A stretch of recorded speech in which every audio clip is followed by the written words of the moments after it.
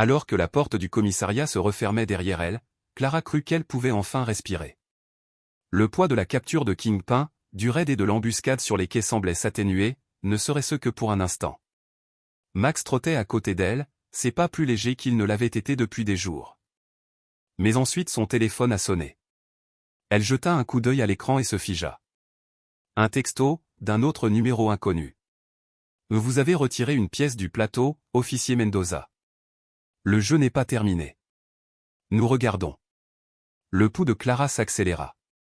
Elle scruta le parking faiblement éclairé, soudain hyper consciente de chaque ombre. Le message continuait. Tu n'es plus le chasseur. Tu es la proie. Elle sentit Max se presser contre sa jambe, un réconfort discret, mais son instinct lui disait que le combat n'était pas terminé. Pas de loin. Avant de continuer, abonnez-vous à la chaîne et activez la cloche pour ne manquer aucune histoire passionnante comme celle-ci. Ici, chaque vidéo est un voyage de dépassement et d'émotion à ne pas manquer. La pleine lune baignait les rues étroites d'un quartier délabré de Chicago, dans l'Illinois. L'agent Clara Mendoza, une patrouilleuse chevronnée comptant 12 ans de service, a resserré son emprise sur Max, son fidèle berger allemand, alors que les deux hommes se préparaient à ce qui semblait être une exécution de routine d'un mandat de perquisition. L'ordonnance du juge était explicite, arrêter le suspect, un jeune homme nommé Jamie Reed, accusé d'avoir falsifié des médicaments vitaux, de les diluer avec de l'eau et de rendre les patients vulnérables dans les hôpitaux et les cliniques. L'opération a démarré sans encombre. Clara et Max se tenaient dans le périmètre pendant que deux autres policiers tentaient d'entrer en contact avec la maison délabrée du suspect. Clara murmura à Max, sa voix calme mais ferme, « Reste vigilant, mon pote. » Quelque chose ne va pas, le chien laissa échapper un grognement sourd, ses instincts aigus correspondant à l'intuition de Clara. C'est alors que le chaos a éclaté. Sans avertissement, des coups de feu ont retenti dans une ruelle sombre.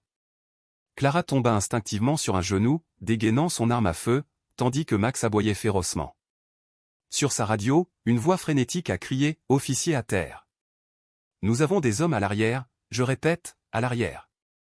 La ruelle étroite où étaient postés Clara et Max est devenue un piège.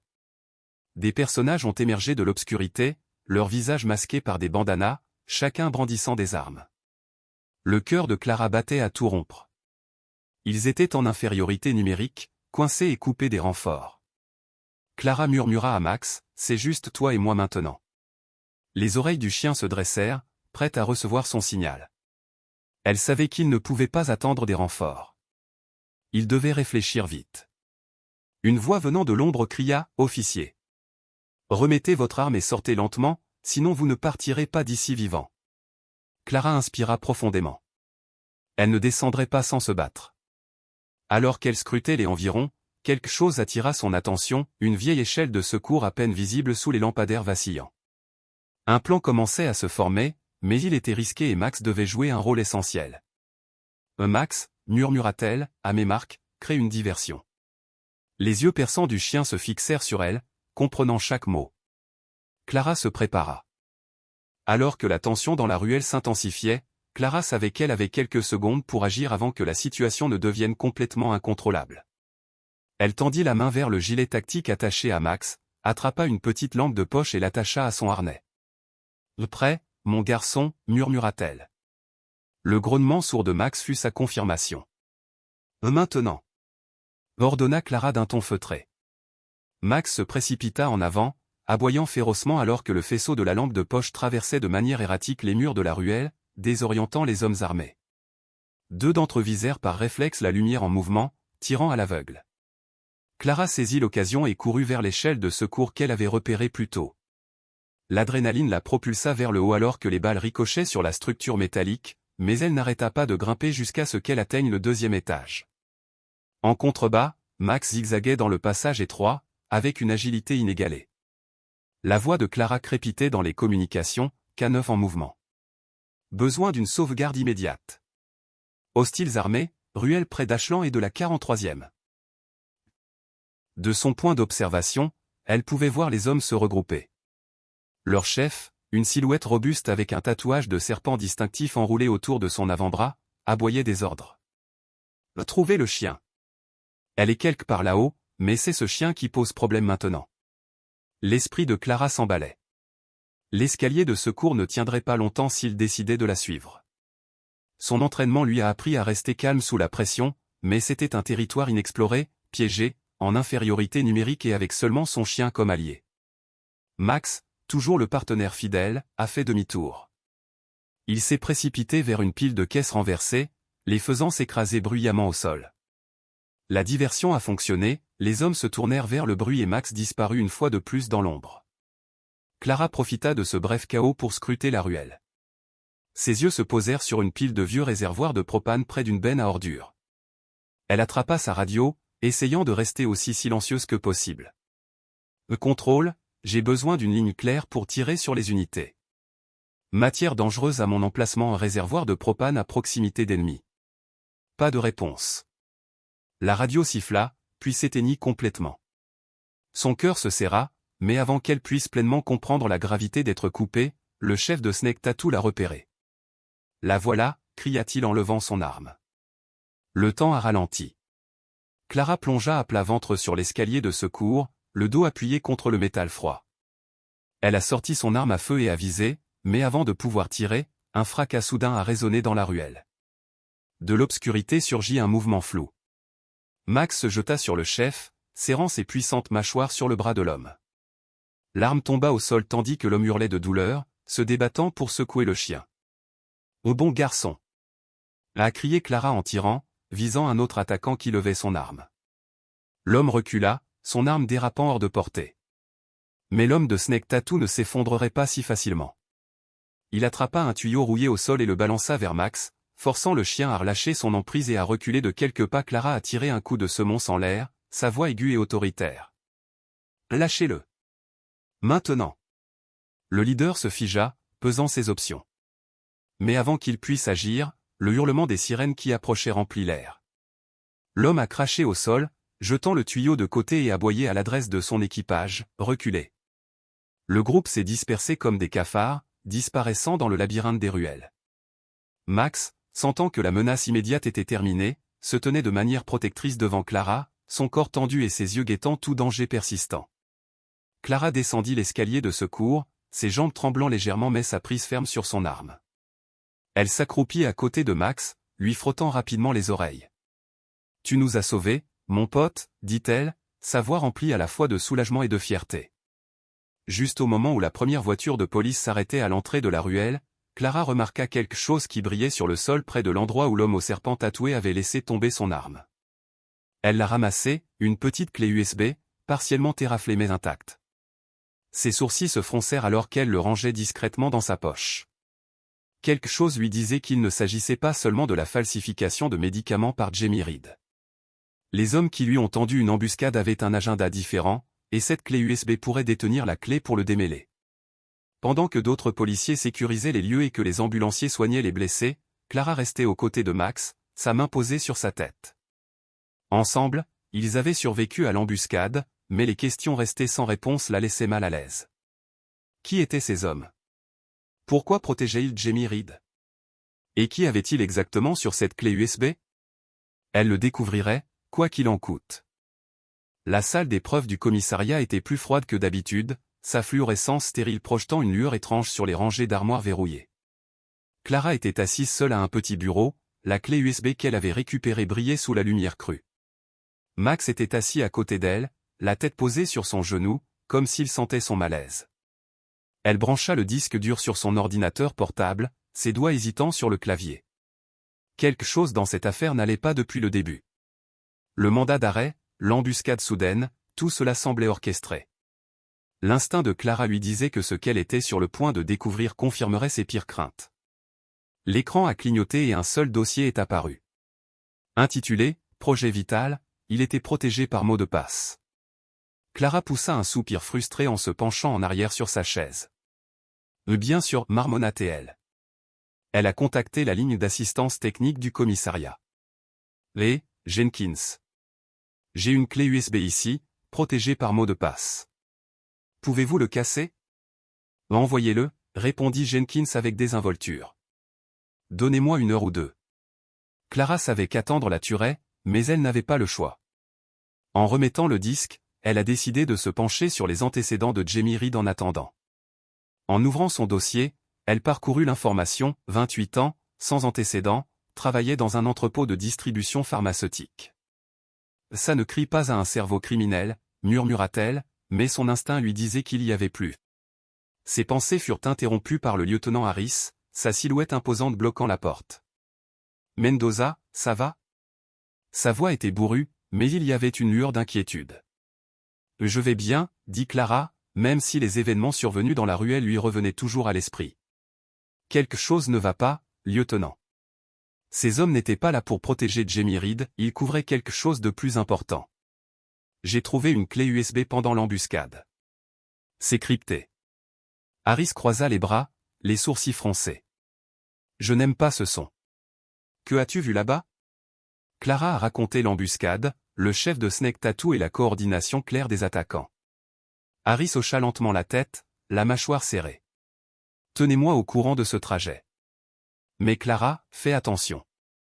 Si c'est aussi important que vous le pensez, vous entrez dans un territoire dangereux. Je peux le gérer, lui assura Clara, même si son esprit revoyait le regard dans les yeux du chef froid, calculé et prêt à tuer. 2 heures plus tard, Jenkins entra dans l'enclos des releveurs, tenant la clé USB comme un trophée. Tu me dois un café, dit-il en le déposant sur le bureau de Clara. Mot de passe piraté. Mais je vous préviens, ce qu'il y a dedans est bizarre. Vraiment bizarre. Clara n'a pas perdu de temps. Elle l'a branché et a ouvert le dossier déchiffré. À l'intérieur se trouvaient des centaines de documents, feuilles de calcul et fichiers vidéo. La vidéo la plus récente a été horodatée il y a à peine 3 jours.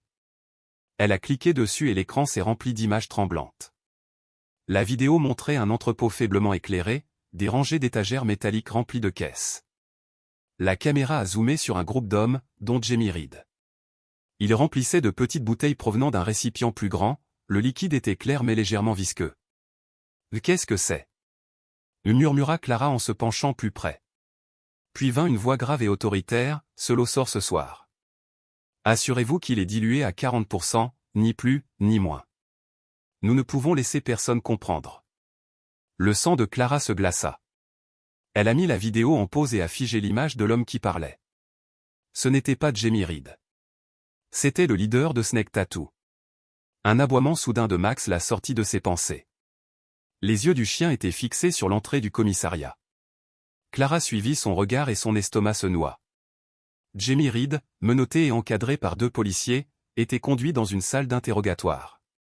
Clara se leva brusquement, sa chaise raclant le sol. Gardez un œil sur lui, dit-elle à Harris alors qu'elle attrapait la clé USB et se dirigeait vers la pièce. Harris haussa un sourcil mais ne protesta pas. À l'intérieur, Jamie était assis affalé sur une chaise en métal, le visage pâle et les mains tremblantes. Clara laissa tomber la clé USB sur la table entre eux. « Vous reconnaissez cela ?» demanda-t-elle d'un ton aigu. Les yeux de Jamie s'écarquillèrent, mais il ne dit rien. Clara se pencha en avant. « Voici l'affaire, Jamie. Cette vidéo vous place au centre d'une opération massive visant à falsifier des médicaments critiques. Des gens auraient pu mourir à cause de ce que tu as fait. Vous voulez vous sauver? Commencez à parler. » Les lèvres de Jamie tremblaient. « Tu ne comprends pas, balbutie-t-il. Je ne voulais pas le faire. Ils m'ont fait. » « Et qui sont, ils » insista Clara, sa voix montant. Jamie secoua frénétiquement la tête. « Vous ne savez pas ce qu'ils vont me faire. À ma famille. » Clara frappa ses mains sur la table, le faisant sursauter. « Tu es déjà au fond, Jamie. La seule issue est de coopérer. » « Qui sont-ils » Des larmes coulèrent sur le visage de Jamie alors qu'il murmurait, « C'est plus gros que tu ne le penses. Snake Tattoo n'est qu'un pion. Le vrai patron, on l'appelle Kingpin. Il possède tout, les entrepôts, les itinéraires, les laboratoires. » « Où est ce Kingpin » demanda Clara, le cœur battant. Jamie hésita, puis finit par croasser, « Il y a une livraison qui part demain soir.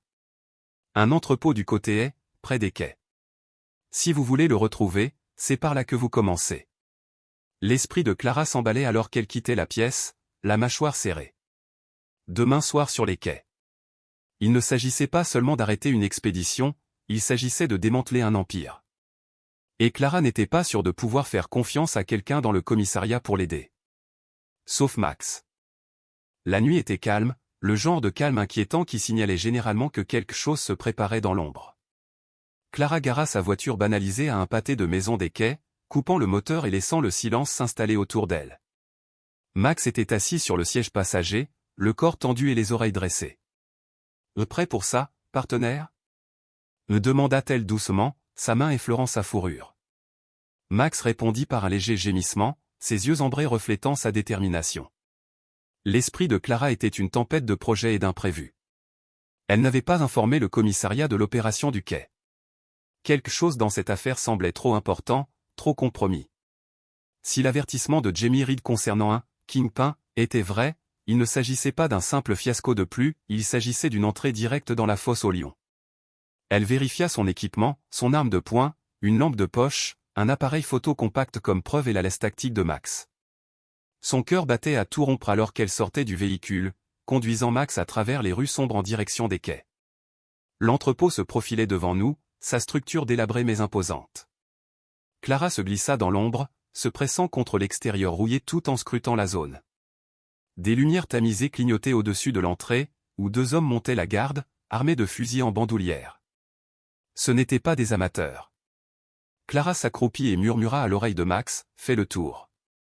Trouvez un autre moyen d'entrer. Soyez prudent. » Le chien s'enfuit silencieusement, se fondant dans l'obscurité comme une ombre. Clara ajusta son oreillette, même si elle doutait que quelqu'un l'écoute. C'était en solo. Elle se rapprocha, ses pas aussi silencieux que les battements de son cœur, jusqu'à ce qu'elle repère une pile de conteneurs d'expédition. Ils formèrent une échelle de fortune menant à une fenêtre du 2e étage. Sans hésitation, Clara grimpa, agrippant le métal froid tandis que ses bottes raclaient la surface rouillée. La fenêtre grinça lorsqu'elle l'ouvrit et elle se glissa à l'intérieur. L'entrepôt était caverneux, ses hauts plafonds faisant écho au faible bruit des machines. En dessous d'elle, des rangées de caisses bordaient le sol, des bouteilles ouvertes et révélatrices remplies du même liquide visqueux qu'elle avait vu dans la vidéo. Le ventre de Clara se retourna. C'était ça, l'opération que Jamie avait décrite. Elle a sorti son appareil photo et a pris des photos des caisses et de leurs étiquettes. La preuve, marmonna-t-elle dans sa barbe. Mais avant qu'elle puisse en capturer davantage, des voix étouffées parvinrent à ses oreilles. Elle se cacha derrière une pile de palettes, retenant son souffle. Un groupe d'hommes apparut, et au centre se trouvait Snake Tattoo, son bras maintenant bandé suite à la morsure précédente de Max. Il a aboyé des ordres alors que son équipe commençait à charger des caisses sur un camion en attente. « Bougez-le. Il nous reste 30 minutes avant l'arrivée du prochain envoi. Et gardez les yeux ouverts, nous sommes sous pression après ce désordre dans la ruelle. » La prise de Clara sur son arme se resserra. Elle devait agir, mais avec autant d'hommes armés, les chances étaient minces. Elle scruta la zone à la recherche de Max, espérant qu'il avait trouvé un moyen d'entrer.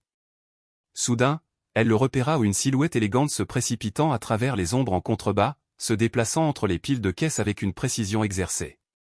Il s'arrêta près du camion, ses oreilles pivotant tandis qu'il écoutait.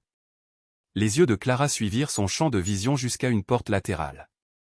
Elle était légèrement entr'ouverte et, au-delà, un autre groupe d'hommes s'approchait, portant ce qui ressemblait à un tuyau industriel attaché à un gros tambour. « L'île dilue les médicaments ici », réalisa Clara. Elle a dû l'arrêter. Elle inspira profondément et tapota son oreillette. « Contrôle, ici Mendoza. Je suis sur les quais, entrepôt 17. Falsification illégale confirmée de produits pharmaceutiques. Les suspects sont armés. Demandez une sauvegarde immédiate. » Le silence chargé d'électricité statique confirma sa peur. La ligne était morte. Clara jura dans sa barbe, mais elle n'eut pas le temps de s'y attarder.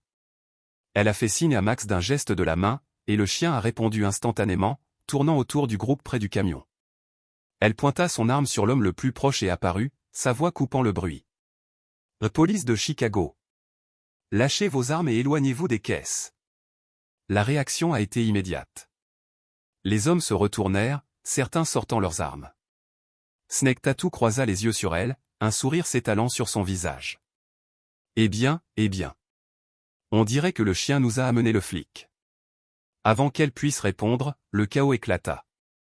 Des coups de feu ont retenti, brisant les caisses en bois et envoyant des bouteilles en verre s'écraser au sol. Clara a plongé derrière une pile de palettes, ripostant alors que Max se précipitait sur l'un des hommes armés, l'abattant avec un grognement. Attrapez-la! Rugit Snake Tattoo, saisissant un pied de biche et se dirigeant vers la position de Clara. Elle a tiré 2 fois, le forçant à battre en retraite, mais le bruit était assourdissant et ses munitions étaient presque épuisées. Max se faufila dans la mêlée, ciblant un autre homme qui tentait de recharger.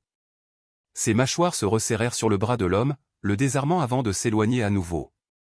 Clara en profite pour se rapprocher du camion, profitant du chaos à son avantage. Les lumières de l'entrepôt ont vacillé lorsqu'une des balles a touché une ligne électrique.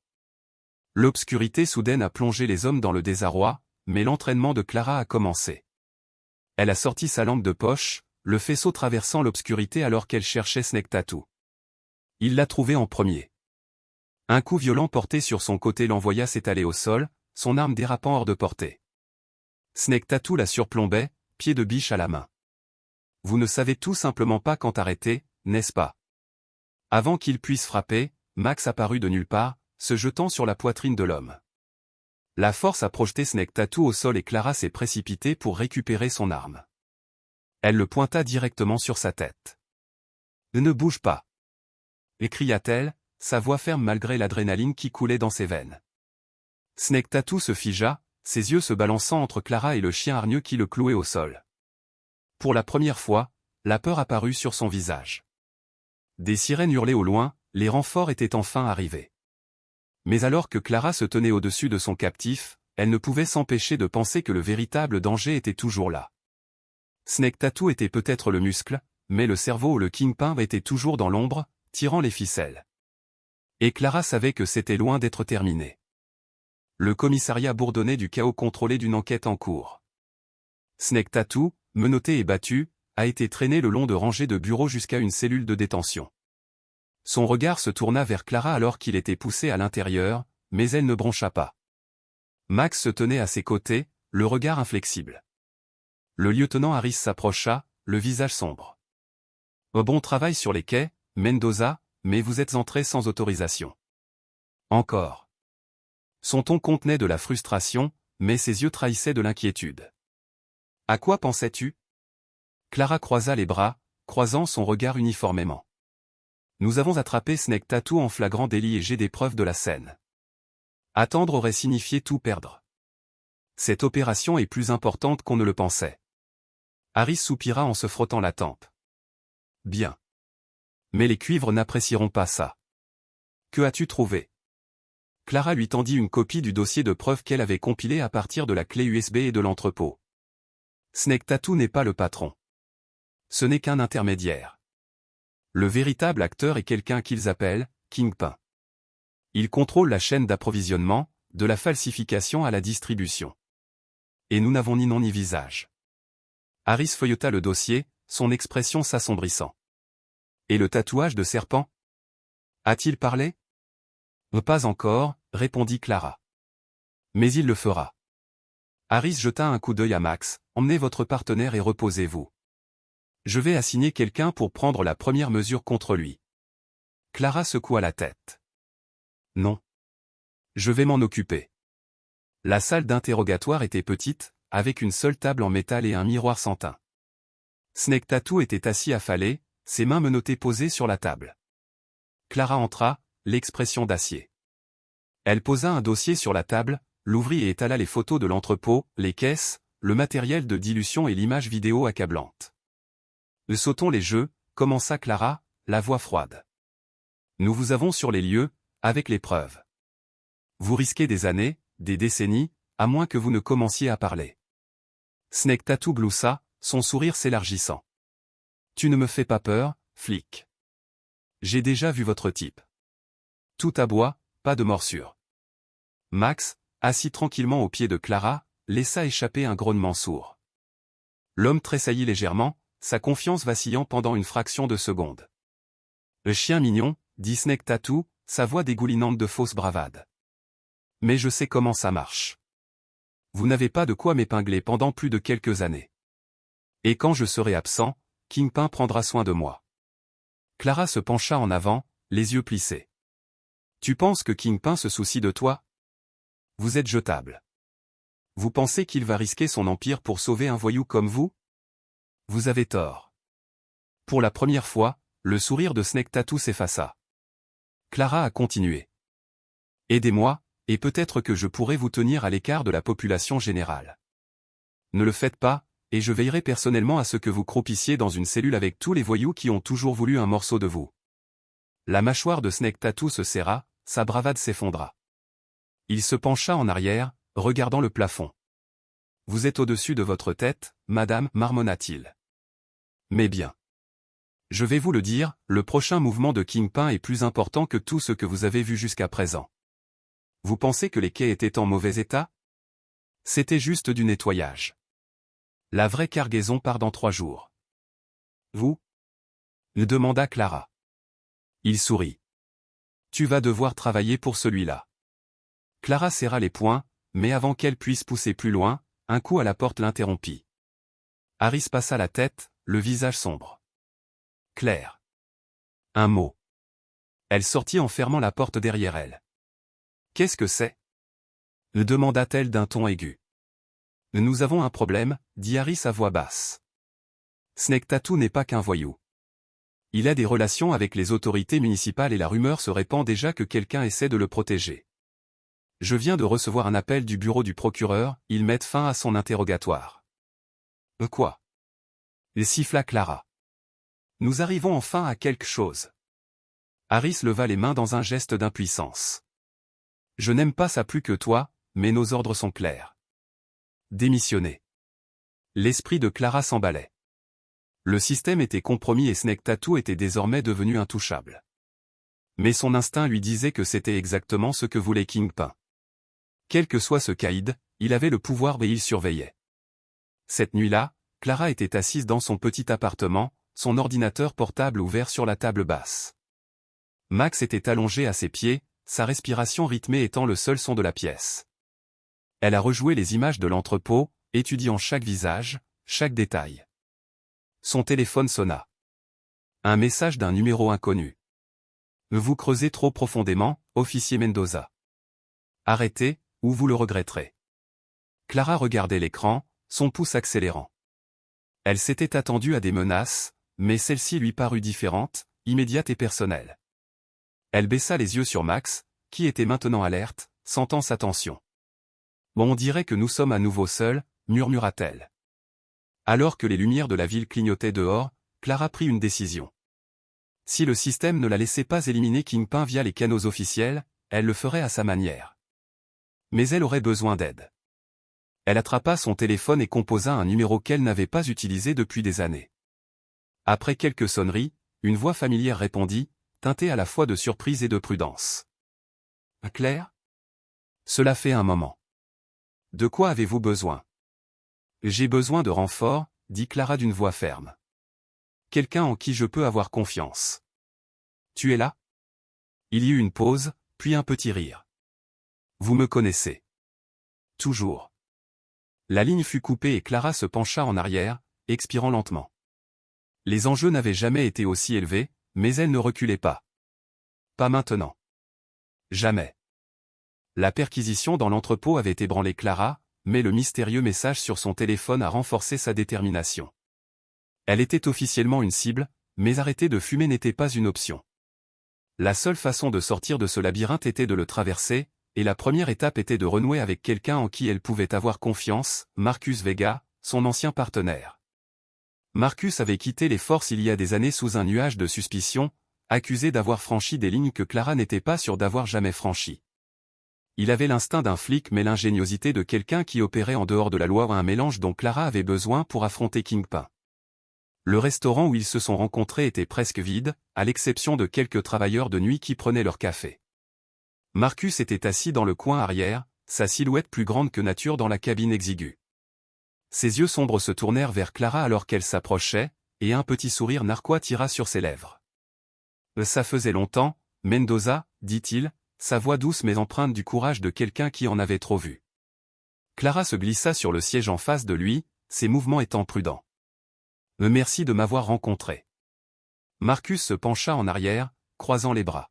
« Je ne pensais pas que j'aurais à nouveau de tes nouvelles, pas après la façon dont les choses se sont terminées. » Clara croisa son regard, sans broncher. « Je ne suis pas là pour ressasser le passé. J'ai besoin d'aide, Marcus. Le genre que vous seul pouvez donner. Son sourire s'effaça, remplacé par un regard curieux.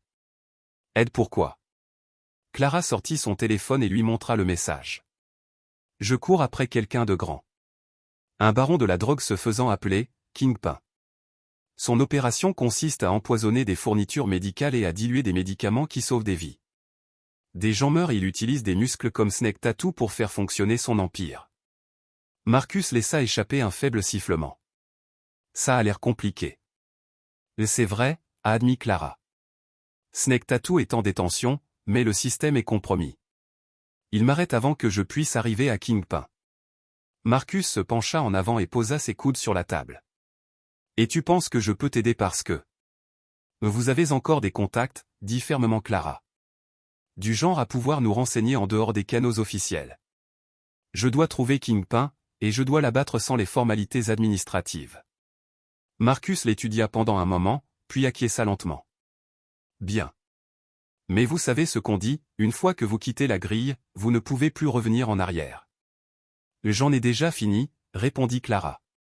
Plus tard dans la nuit, Clara et Marcus étaient assis dans son appartement, la pièce remplie d'un silence tendu alors qu'ils examinaient les preuves. Max était allongé aux pieds de Clara, ses oreilles tremblant parfois au son de la voix de Marcus. Ce type ne fait pas que vendre de la drogue, a déclaré Marcus en désignant une carte étalée sur la table. Il contrôle le réseau de distribution, camions, entrepôts et même les manifestes d'expédition. Les quais que tu as touchés? Juste une pièce du puzzle. Clara tapota la carte sur laquelle Snake Tattoo avait mentionné la prochaine expédition. 3 jours. C'est tout ce que nous avons pour l'intercepter. Pouvez-vous me faire entrer? Marcus sourit. Pas moi, mais je connais un gars. Il me le doit. Je vais passer l'appel. Le téléphone de Clara sonna, brisant leur concentration. L'écran affichait un autre numéro inconnu. Elle hésita avant de répondre. Officier Mendoza, dit la voix à l'autre bout du fil, douce et mesurée. Vous avez été occupé. Et Kingpin, dit Clara, sa voix ferme. Ah, alors tu as entendu parler de moi, continua la voix, presque amusée.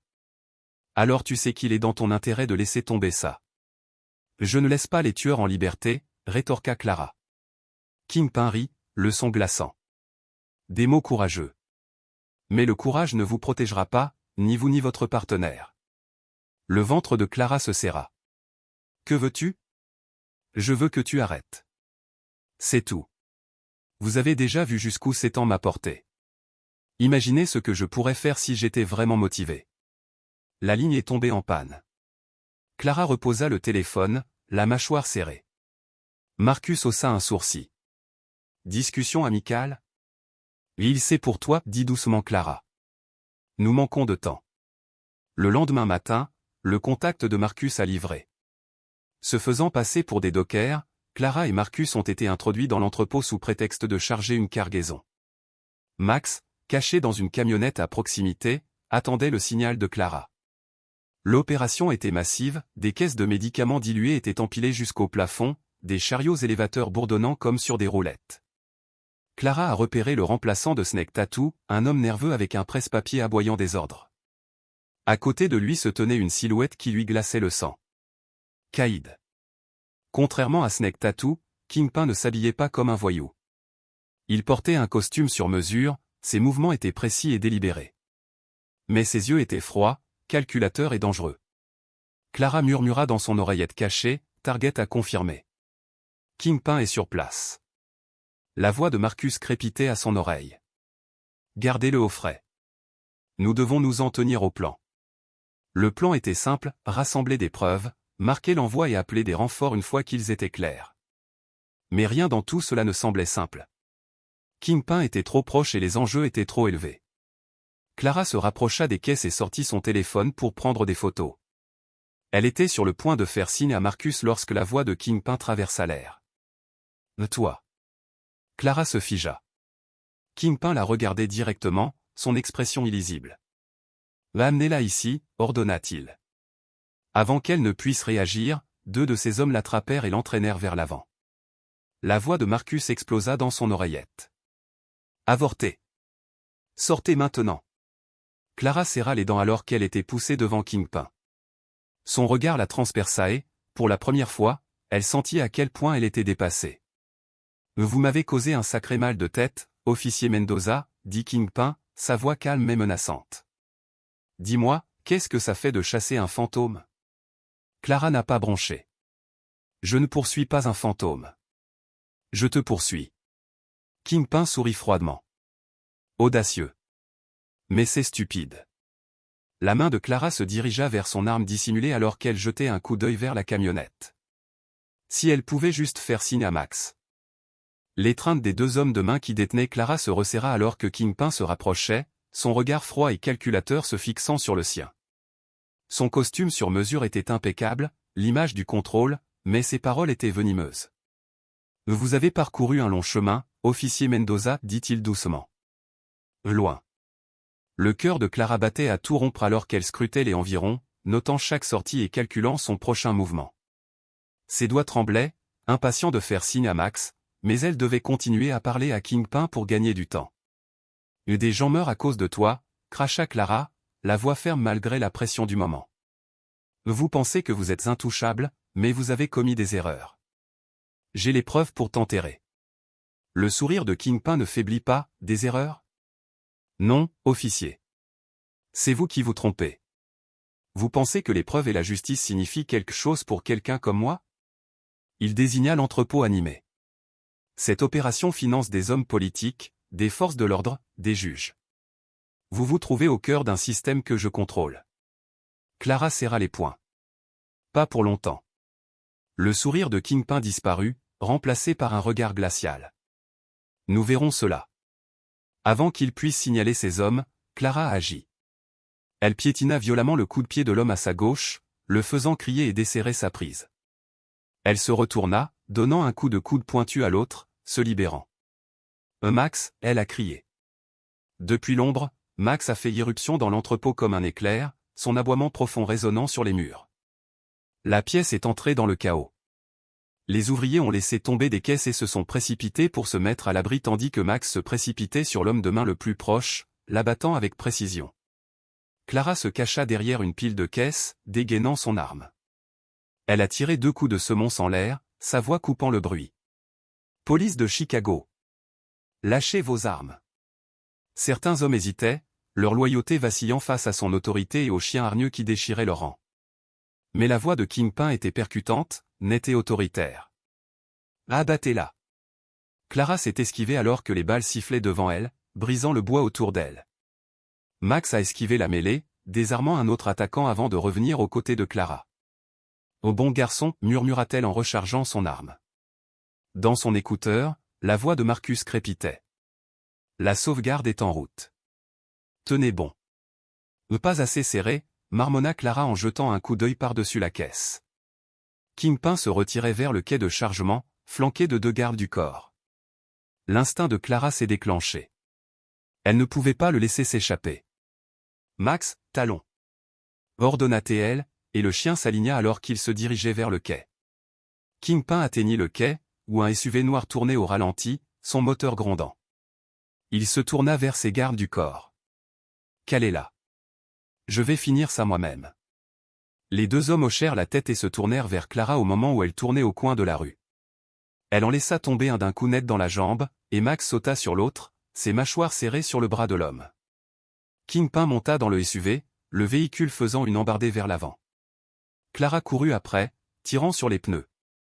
Le premier tir a raté, mais le deuxième a frappé juste, le pneu arrière gauche explosant dans une gerbe de caoutchouc. Le SUV a fait une embardée et s'est écrasé contre une pile de caisses.